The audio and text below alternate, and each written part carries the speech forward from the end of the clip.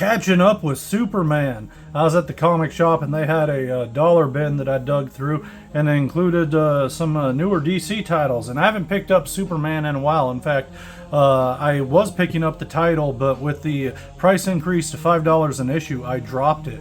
Last issue I read was issue 5, but I thoroughly enjoyed the series and I really liked the direction it was going with all the setup they had. And I really enjoyed this issue too, even though I was left in the dark about it a little bit as far as it doesn't explain what's going on. But that's classic comics, and that's how I was reading them as a kid, picking up stuff, and they were always in the middle of things, and I just had to kind of catch up, and that's cool. So we jump in and we're following different groups of people, and they're both talking about Lois and the different status quos going on.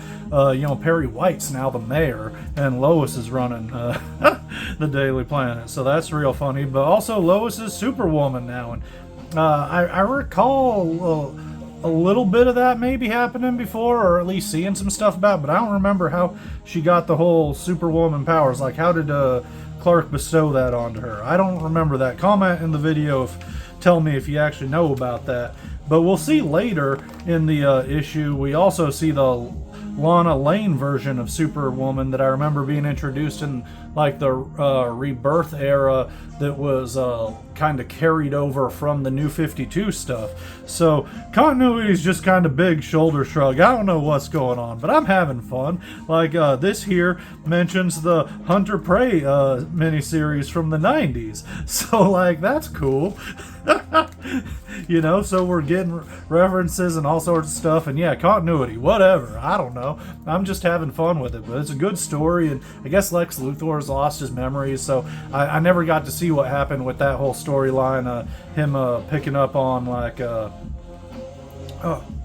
what was it, I remember there was like some crazy person with needles on their fingers hunting after him. But anyhow, I don't exactly know what's going on, but I do know this alien dude here who looks real badass in his containment suit that is reminiscent of Doomsday, and he's demanding Superman hand Doomsday over, and he busts out and turns into this real cool looking glowing dude, Radiant. And so like, he is Radiant, I tell you what. This is looks like super pissed off Silver Surfer to me. You know, it's got that same like Power Cosmic glowing naked dude vibes.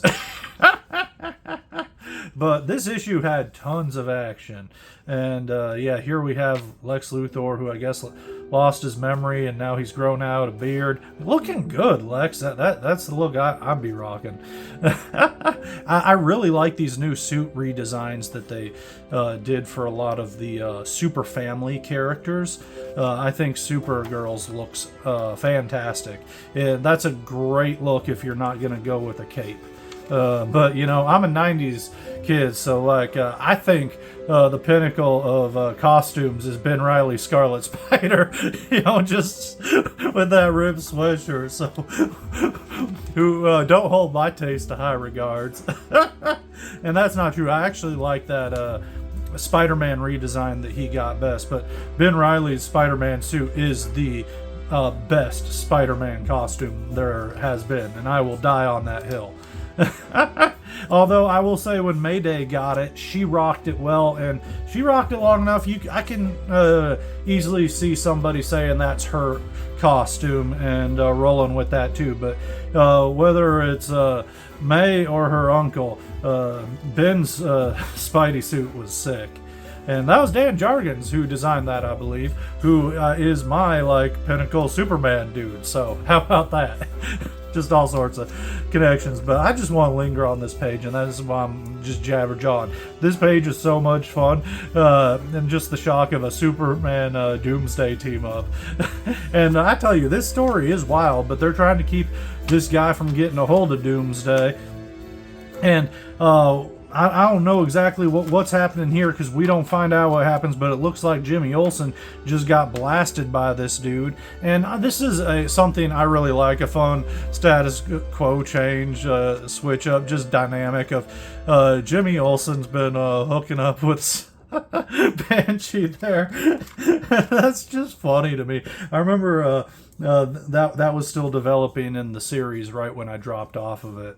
But I thought that was fun, and I'm glad to see it's been continuing. And I think I might. I'm enjoying this a lot. I think I might actually pick this series up in trade paperback format a little bit down the line, or even an omnibus if they release one, because they're already on issue 20, and this issue is old.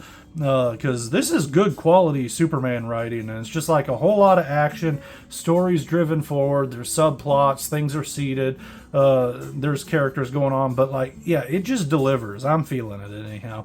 And this ending page here where we see the time trapper who showing up, and he's always looking a little bit different every time I see that guy, and he's looking a little doomy here.